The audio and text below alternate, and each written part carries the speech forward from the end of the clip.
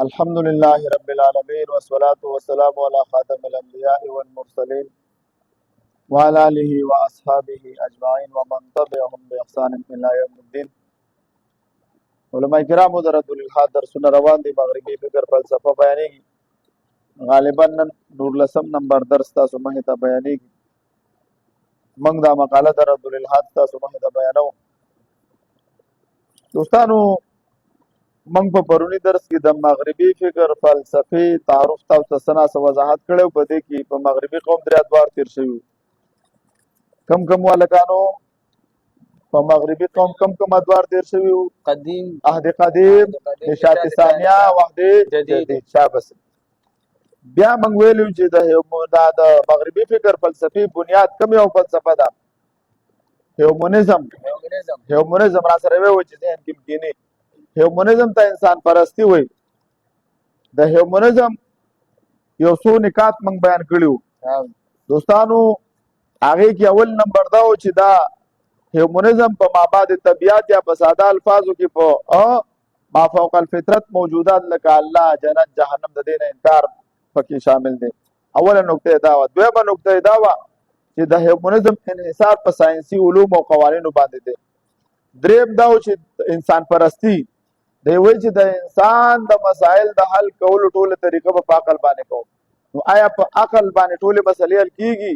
نه، هیڅ کله نه کیږي. څلورمه نقطه پکې دا وه چې لکه تقدیر باندې ایمان راوړل، تقدیر باندې په ایمان بالقدر داسې نور هیڅ یوه نظریه نشته. هر یو انسان د خپل خیر او شر مالک دی او خالق دی. پنځمه نقطه پکې دا وه چې د اخلاقیاتو بنیاد دا په دنیاوي اقدارو باندې او هیومنزم ته انسان پرستی ویله. دا وضاحت و. د پرونی درس خلاصه مې له بیان کړه. نن موږ وایو د هیومنزم شاخونه دي. نن به موږ سیکولرزم وایو. څه شی؟ موږ اوسه پورې سیکولر کوو. خو دا سیکولرزم څه ته وایي؟ دا اصطلاح چا ایجاد کړې ده او د دې پس منظر څه شی دی او دا څنګه کار کوي؟ سیکولرزم هر یو نن سبا وخت کې زمونږ په پاکستان کې هم اوس خلک کوشش کوي چې سیکولرزم حکومت راولي. څه شی؟ سیکولرزم حکومت راولي. نو سیکولرزم څه ته وایي اوسه پورې تاسو نه پېژنده. اوس به تاسو په تفصیل سره وپېژنئ. عبارت مخکې شروع کړه. د هیومنزم بنیادي شاخونه. اول نمبر سیکولرزم دی. نو د دې تعریف داسې دی: فصل الدین یعنی دولتي، جداواله د دین دی د حکومت نه، د سیاست نه. دین جدا دی او حکومت جدا. یا انفرادي زندگی ستا جدا ده او اجتماعي زندگی دا جدا ده. انفرادي زندگی کې ته په مذهب عمل کوه او اجتماعي زندگی ته په مذهب نه راولي چې ته فیصلې د مذهب په بنا وکړي. عبارت ټول موجود دی. شاباس. او دا د هیومنزم ته عبارت سره شروع کار څه پکې موجود دی. د هیومنزم بنیادی شاخونه: اول سیکولرزم، فصل الدین عن الدولة، جداوالی د دین دی د حکومت. تعریف دی فصل باسان تعریف دی فصل الدین یعنی دولت. شاباس. دا د هیومنزم ریاستي نظریه کانسپټ اف سټیټ دی یا ریاستي جهت دی. شاباس. د کوم مطابق چې مذهب د اجتماعي معاملاتو سره تعلق نشته دی، مذهب یې صرف ذاتی زندګۍ پورې محدود کړی دی. پاکستان کې دوی وایي چې مذهب ستا ځان له کار دی. مولوي صاحب ځان له مسجد کې کېنه او څه وکړه، بهر مه راوځه او اسمبلۍ ته مه راځه، څه وکړه، بس الله کوه. اجتماعي معاملات به د عقل په بنا حل کېږي. څه؟ د عقل زنا به هم کولاوه شي، شرابونه به هم کولاوه شي، جوماتونه به هم څارول به هم شروع شي، مدارس به هم ختمول شروع شي. نو دلته سیکولر او ټولې پارټیانې څه دي؟ سوا د جمعیت علما اسلام نه علاوه نو ټول سیکولر دي. چې څوک ځان ته وایي دا ټول سور کفر غواړي. څه شی؟ سور کفر غواړي. دغه مقابله کې دا علما کرام موجود دي دوستانو. د سیکولرزم اصطلاح اول د برطانیې جارج جي کیوب دا به تاسو ته پته وي. ګوره دا ملحدین ستا مخې ته سیکولر د دې اصطلاح بل اوس ما یو ملحد ته ویل وایي سیکولرزم دا چا ایجاد کړی دی؟ پته ورته نه معراج دی جارج جي کیوب. نو دا سره بیا څه کېږي؟ هغه ته پته لګي چې دا سړی څه شی دی. ولې چې ته چې د چا رد کې او هغه باره کې تا ته معلومات نه ما ته اوبه راوړئ، نو ته به د هغه سره رد وکړه چې تا ته پته وي چې د باني هم درته معلوم دی، د سیکولرزم باني هم تا ته معلوم دی. نو بیا هغه به تا سره هېڅکله په دې خبره نشي کولی. د سیکولرزم اصطلاح اول د برطانیې جارج جي کیوب استعمال کړی و په کال 1851 کې دوستانو. او دا ولې استعمال کړله؟ او دا اصطلاح د کلیسا او ریاست د جدا کولو دپاره استعمال کړی و. نو گویا سیکولرزم په اصل کې د ریاست او مذهب په مابین کې د تفریق نوم دی.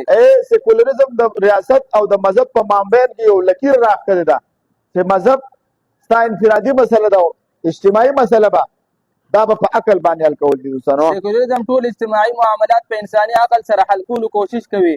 د دنیا اکثر مذاهب او مثلا مسیحیت، یهودیت، هندومت، بودمت وغیره د سیکولریزم په مخ کې ناکام شوي هلکه دي. دا ولې ټول مذاهب د اسلام نه علاوه نور څونه مذهبونه چې د سیکولریزم مخکې ناکام شوي دي، ځکه خو عیسایان ملحدان شو که نه، ځکه خو چې دی نور مذهبونو والا الحاد ته ځي. زمونږ چې څوک ملحدان کېږي صرف خواهش پرستي ده. چې خواهش پرستي. افرأیت من اتخذ الهه هواه، آیات مبارک دی. آیا تا لیدلي چې دی خپل خواهش نه خپل ولې پسې په الحاد کې زنا ده، شرابونه کبابونه دي، خواهشات دي، کبابونه ولاړ څه پکې دي.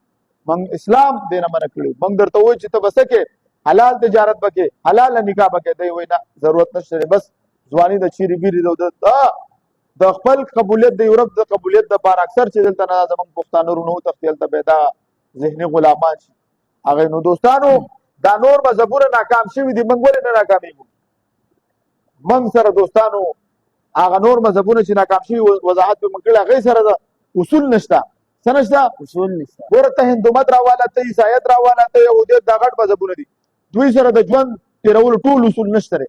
موږ سره واله د اوده کېدو نه واله د پاسېدو پورې، د جومات نه واله د بیت الله پورې، د کاروبار هر یو مسله راوړو چې بالله کو زما علما به ارتال کوي.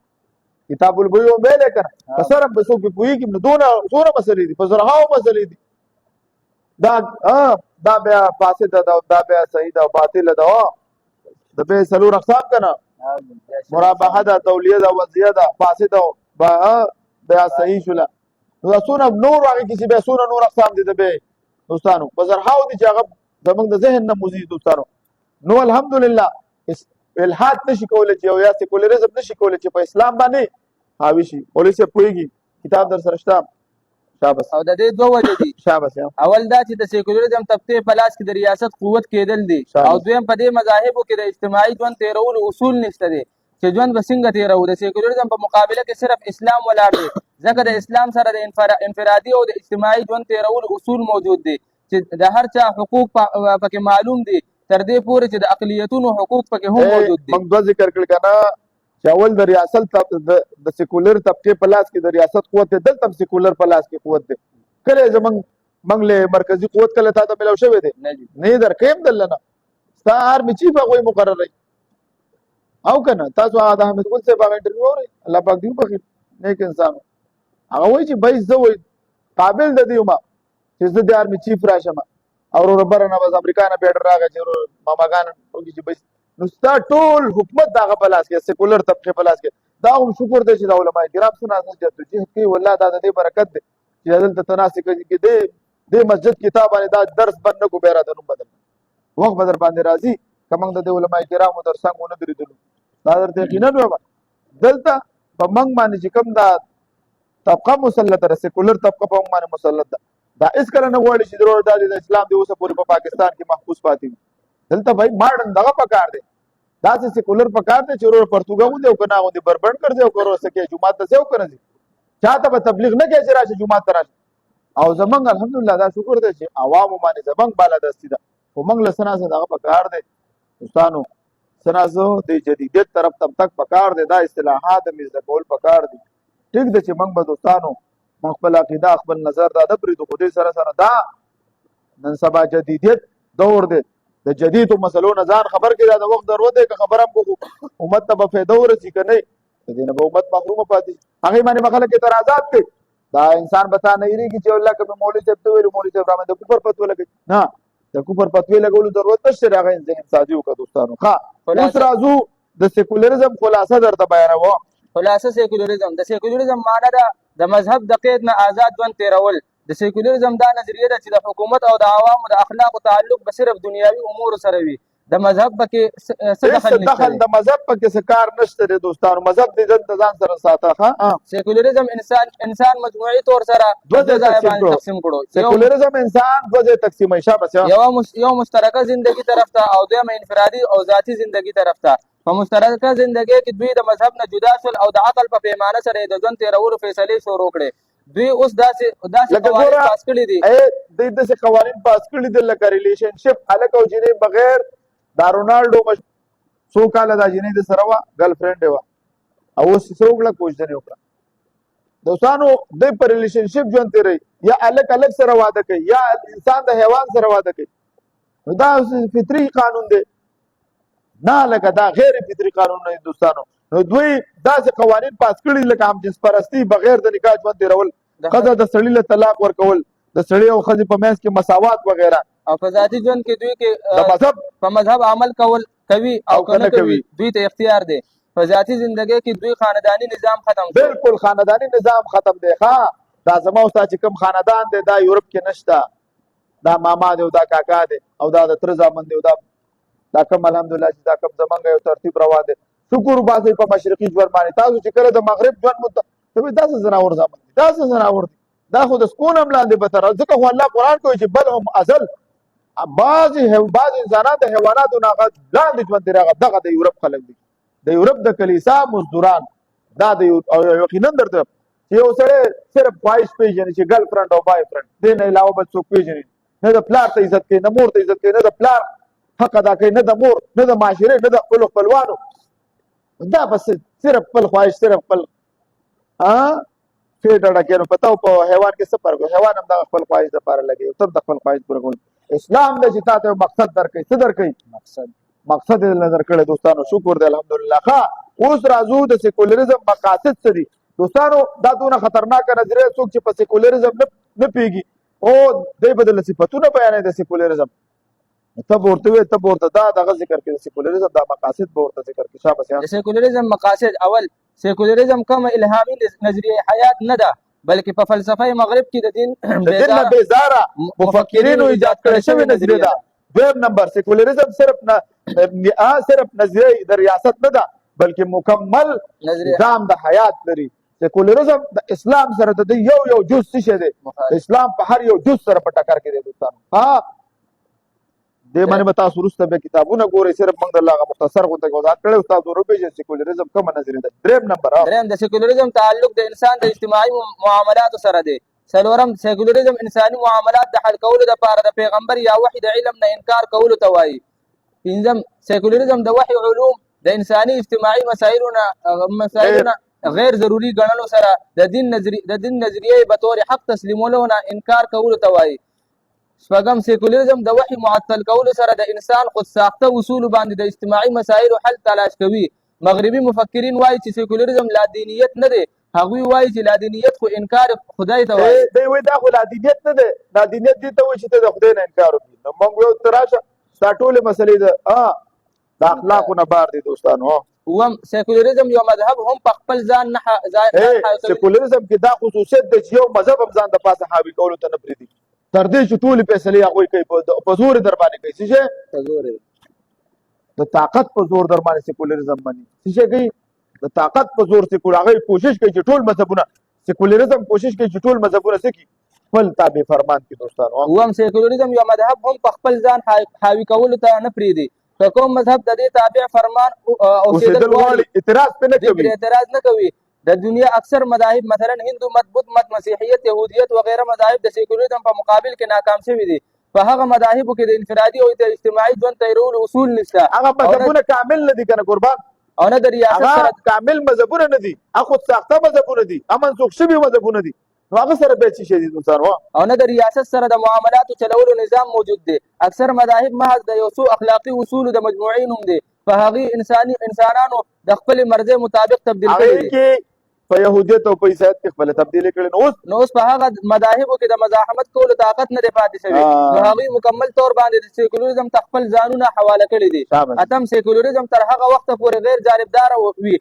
تر کوم وخت پورې چې کم مذهب پر ریاستي معاملاتو کې مداخلت نه کوي کله چې مذهب په اجتماعي او ریاستي معاملاتو کې مداخلت کول غواړي نو سیکولریزم دا نه برداشت کوي کم اسلامي ملکونو کې چې شریعت نظام دی او دوی غلطه سزا ورکړي قاتل ته سزا ورکړي دی هغه په یورپ نور پسې چې دا ظلم دی دا وایي دا د سیکولریزم د نظریې په بنا دی کوشش کوي چې ته څه وکړي د الله کتاب ته څه وکړي صرف بس تلاوت یې کوه صرف قسمونه پې خوره څه وکړه صرف قسمونه پې خوره او صرف چې کور لور ودی په سر یې ولږده نور عمل به پې نه کوي سیکولریزم مشران د سیکولریزم طبقه دا څه کوي دا نه غواړي دوستانو چې ته د قرآن قوانین لاګو کړي دوستانو. که ته په هر ملک یو ملک دې نه پرېږدي دوستانو. او د طاقت په زور سره د هغه مذهب د ختمولو کوشش کوي. په ټوله دنیا کې اسلام صرف داسې دین موجود دی کم چې د سیکولرزم په مقابله کې ولاړ دی، ځکه د اسلام سره انفرادي او اجتماعي ژوند تیرولو اصول موجود دي. اسلام هم ضابطه حیات لري او د ټول انسانیت لپاره د امن او سلامتیا ضامن دی. اسلام داسې یو ضابطه حیات لري او داسې پاک تهذیب دی چې توحید د باری تعالی خبره بکیږي. نور مذهبونه د شرک نه ډک دي. په دې کې د قیامت د تصور خبره ده، په دې کې د رسالت خبره ده، په دې کې د ملائکو، په دې کې د انبیاء کرامو الهامي کتابونو په ټولو باندې د ایمان راوړلو خبره ده. بل یو صحیح راغلی ما ورته ویلې ګوره که موږ جنت ته ځو، که تاسو جنت ته ځئ موږ به در سره سر کې ځو. وایي ولې؟ ما موږ عیسی علیه السلام باندې ایمان لرلی. عیسی علیه السلام باندې زموږ ایمان دی. د هغه د مور بیبي مریم علیه السلام پاکوالی مقدسوالی موږ درله بیانو. تاسو ته خو یهودیان وایي نعوذ بالله چې هغه باندې نظامونه لګوي. د عیسی علیه السلام پاک دامني موږ پاکو چې هغه پاک دی. انی عبدالله اتانی الکتاب. هغه الله فرمایي چې زه عبدالله یم، زه الله ماته کتاب راکړی، پاک انسان دی. که یهودیان جنت ته ځي موږ به ورسره ځو. په موسی علیه السلام ایمان دی که نه دی زما؟ په ټولو انبیاء کرامو خو که موږ چېرته جنت ته ځو یو به هم جنت ته لاړ نه شي. تاسو زموږ پیغمبر منئ؟ سړی بس ویې خندل ایسته لاړو. نو الحمدلله دا عقلي دلایل دي دوستانو چې موږ به څه کوو. الحمدلله موږ به جنت ته ځو. څه به کوو؟ موږ به جنت ته ځو. موږ په ټولو انبیاء کرامو ایمان راوړی دی دوستانو. ښه اوس راځو اسلام یو مکمل ضابطه د حیات لري دوستانو. اسلام هغه دین دی په کوم کې د ژوند د هرې شعبې لپاره مکمل رهنمایي موجود ده، که هغه شعبه د سیاست وي او که هغه د تجارت وي، که نکاح وغیره معاملات وي یا د انفرادي ژوند ضوابط وي. اسلام د هغه ټولو وضاحت کړی دی. اسلام ریاست ته اجازت نه ورکوي چې ریاست د الله او رسول نه باغی شي او د نظام زندګۍ په عقل سره د حل کولو کوشش وکړي. اسلامي ریاست د چا ماتحتي نه قبلوي، هغه خپل منونکو ته د یو منظم جماعت دعوت ورکوي. که هغه انفرادي معاملات وي په هغې کې هم د الله او د رسول د پیروي کولو حکم کوي، بلکې پوره دین په طور نظام په ژوند کې د غالب کولو ذمہواری هغه جماعت ته سپاري. اسلام هم د خپل منونکو اسلام هم د خپل منونکو نه مطالبه کوي چې کوم انسانان د دې په مقابله کې رکاوټ جوړېږي د طاقت په زور ختم کوي. تر هغه وخته پورې خپل جدوجهد جاري ساتي تر څو چې د اسلام نظام په ټوله دنیا کې غالب شي. نو د یرموک په موقع باندې چې کله دا کافر راغلو بالکل هغوی 1 لک نه ډېرو 3 لکه کسانو دی ټول 30,000 کسانو دی بالکل خیمو ته راورسېدل د مسلمانانو. اکرمه رضی الله تعالی عنه راپاڅېد او اعلان یې وکړو راځئ ما سره څوک په مرګ باندې بیعت کوي. 400 ځوانان راپاڅېدل. څو د ده په لاس یې بیعت وکړو پکې ور نه ننوتل. هغه ټول یې ختم کړل چې ورور اخره پورې خالد بن ولید رضی الله تعالی عنه ورورسېدو. د ده ذوالقدنو د هغې سر کې کېوتو د اکرمه رضی الله تعالی عنه او ده وویل چې سبا د امیر المؤمنین عمر رضی الله تعالی عنه وایي چې دی واري او دی ځانونه دې قربان کړي. زه درته وایم موږ له هلته نه موجود دی څه شی موږ له خپل اسلاف او خپل غیرت ښودلی چې کله در باندې راغله او په اسلام خبر راغله څه به کوې؟ کافر به څه کوې؟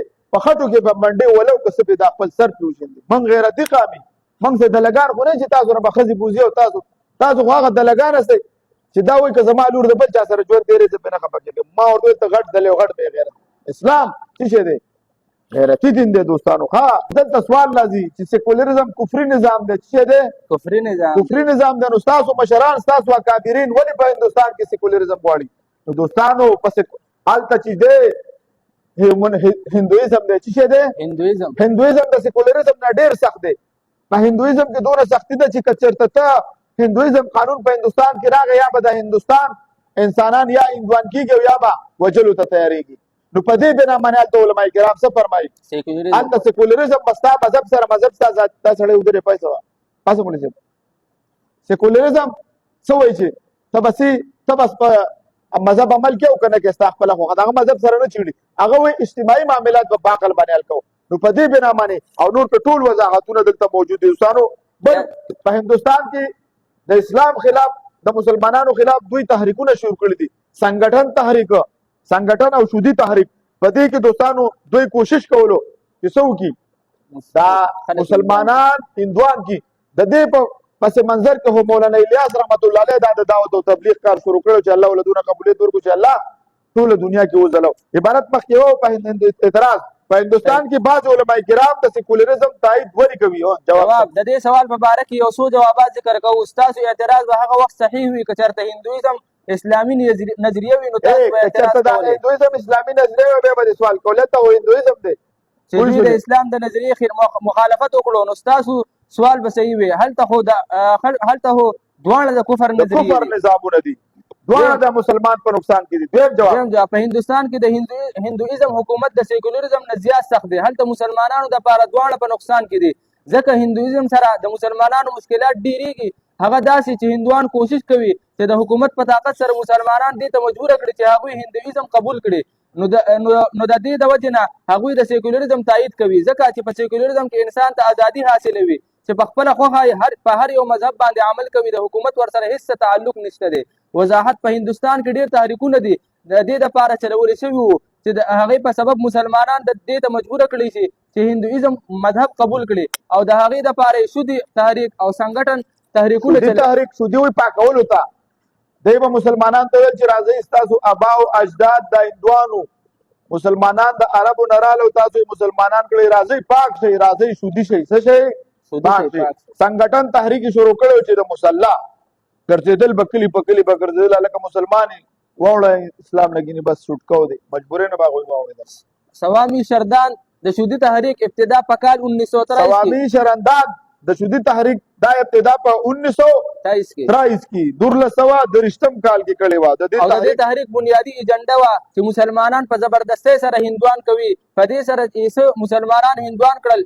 د سودي مطلب دی پاکول دوی به ویل چې د مسلمانانو مشران هندوان وو هغوی مسلمانان شو موجوده مسلمانان هندوان کړي چې پاک شي د دې سره سوامی شردان د مسلمانانو په عقاید باندې بې ځایه اعتراضات شروع کړل بیا 1926 کې یو مسلمان عبدالرشید رحمه الله په نوم هغه قتل کړو ګوره الحمدلله چې څوک هم پاسېږي دوستانو هغه څه کوي درستی وباسي پنډت مدن مالویا پنډت مدن مالویا د سنګټن تحریک آغاز وکړو د دې تحریک مقصد د مسلمانانو سره مسلح جنگ کول و د مسلمانانو خلاف ډېر نفرت انګیز اقدامات وکړل دوی به ویل که څوک په هندوستان کې اوسېدل غواړي نو هغوی به هندوان کیږي ډاکټر مونجي به هندوانو ته دا ډاکټر مونجي یو مشهور شخصیت و ده به ویلي هندوانو 1921 کې ده ویلي 1921 کې وایي 80 میلیونه مسلمانان په هندوستان کې 80 میلیونه مسلمانان دي او د دوی تعداد ډېر په تیزۍ سره اضافه کیږي داسې وخت به راشي چې دوی به په 220 میلیونه هغه وخت کې هندوان په 100 میلیونه هندوانو باندې طاقتور شي نو د دې مخنیوي وکړئ نو په دې تحریکونو سره ډېر مسلمانان هندوان کړل دریم جواب د هندوانو مذهب مکمل نه دی او نه پکې هندوانو کې هندویزم مکمل مذهب دی دوی به د غوا سوټي نه خوړلې دوی به د غوا میتیازې نه څکلې دوی به دا یوه جینۍ 4-5 هلکانو ته نه ودولې دوی به دا ښځه ژوندۍ نه سوځولې دا ستی چې ورته وایي چې خاوند یې مړ شي ښځه به ژوندۍ ځان سوځوي که د دوی مذهب مکمل وي نو تا به سوال کړی وی چې هلکه مذهب مکمل پرېښی هغه خپله باندې روز د غوا سوټي خوري او د غوا سوټو پسې اوس ته مسلمان روان دا منې هېڅکله موږ در سره نه منو د هندوانو مذهب مکمل نه دی او نه پکې د ژوند تېرولو اصول شته دي داسې بېغیرتوب دی چې یوه ښځه باندې 4-5 کسان لاندې باندې پراته وي 4 واړه رونه بله ورځ دا واده شوی دی 2 روپیو ځای یو جنې واده کړی دا لا کومه بېغیرتوب دی داسې دلتوب دی اسلام پاک مذهب دی قسم په خدای چې داسې بېغیرتوب مذهبونه دي ما ورته ویل چې تاسو د مذاهب علم مطالعه وکړئ تاسو به خپله دا دلتوب او دا بېغیرتوب معلوم شي اسلام پاک مذهب دی چې د معاشرې سره به څنګه سلوک کوي هندوانو خو د ځان داسې قوانین جوړ کړي دي په قوم کې چې د نورو مذهب دریم جواب د هندوانو مذهب مکمل نه دی او نه پکې د ژوند تېرولو اصول شته دي چې د معاشرې سره به څنګه سلوک کوي هندوانو خو د ځان نه داسې قوانین جوړ کړي دي په قوم کې چې د نورو مذاهبو والا نقصان دی د یورپ فلاسفه د خپل عقل په بنیاد قوانین جوړ کړي دي دوی هم د عقل په بنیاد باندې داسې قوانین جوړ کړي دي په قوم کې چې د نورو مذاهبو سره زیاتې کېږي مسلمانانو 600 کاله په هندوستان باندې حکومت کړی دی حکومت د 600 کاله موږ په هندوستان کې حکومت کړی څو په زور یو هندو موږ نه دی که چېرته په زور وی والله که یو هندو موږ نه پاتې شوی وی نن هم زموږ قوالې زموږ چې څونه دغه دي دا د انتقالونه دي د څه شي د درمسالونو د دوی دا چې درمسالونه دي او د دوی چې کوم مندرونه دي دا د مسلمانانو دوستانو د اکبر باچا په دربار کې د عالمگیر رحمت الله علیه په دربار کې د شاهجهان په دربار کې به د هندوانو د عزت حاصل موږ ظلم والا خلک نه دوستانو لیکن یو داسې قانون یې نه دی جوړ کړی په قوم کې چې د هندوانو سره زیاتې شوي وي تر دې پورې مسلمانانو انصاف کړی دی چې د هغه وخت د مسلم حکمرانانو د مندرونو دپاره ځمکې ورته ورکړې ورکړې وي چې تر اوسه پورې دوی سره هغه د ځمکې انتقالونه موجود دي. نو خلاصه دا شوه د هندوانو مذهب مکمل نه دی او انسانانو جوړ کړی دی د انسانانو جوړ کړی مذهب دی او انسانان چې څه جوړ کړي دا د ټولې دنیا لپاره فایدهمند نه وي. کوم ته چې یو معاشره ضرورت دا خبره بالکل په زړه ولیکئ چې انسان کوم قانون جوړ کړي د ټولو دپاره د منلو وړ نه وي. ښه موږ ته چې کوم قانون جوړ شوی دا د ټولو انسانانو دپاره ضرورت دی او فطرت دی چې هغه د وحي په ذریعه راغلی دی. ځکه خو هغوی د سیکولریزم په مقابله کې ناکام شو. څلورم جواب، په هندوستان کې موجوده مسلمانان ډېر په مشکلاتو کې ژوند کوي. دوی ورته وایي چې تاسو د هندویزم په بنیاد باندې قوانین مه جوړوئ، زموږ کابینه ورته څه وایي؟ د هندویزم په بنا قانون مه جوړوه دوستانو، بلکې داسې قوانین جوړ کړئ چې د حکومت د مذهب سره څه تعلق نه وي او هر چا ته د مذهبي ازادي وي چې په هر مذهب باندې عمل کوي. په دې طریقې سره د مسلمانان خپل مذهبي رسومات په آزادانه ماحول کې پوره کولی شي. او که چېرته هندویزم قانون شو نو بیا به مسلمانان هندوان کیږي او یا به قتل کیږي. نو د دې وجې نه بعض مسلم علما کرامو د سیکولریزم خبره کوي چې دا نظریه په ټوله دنیا کې چلیږي او عمل پرې کیږي. په هندوستان کې پرې هم عمل پکار دی. البته د مسلمانانو په ملکونو کې په دې باندې عمل کول صحیح نه دي، ځکه د مسلمانانو سره د شریعت محمدي صلی الله علیه وسلم په شان احکام خداوندي موجود دي. زمونږ د نورو نظریو ته هیڅ ضرورت نشته دوستانو. پوه شولئ؟ بس لیبرلیزم دا به سبا وایو. ښه دوستانو، سیکولریزم تاسو وپېژندلو چې دا یو نظریه د حیات ده. دا داسې نظریه د حیات ده چې د عقل په بنا به پکې فیصلې کېږي. کوشش کوئ دا ځان سره اړوئ. ښه واخر دعوانا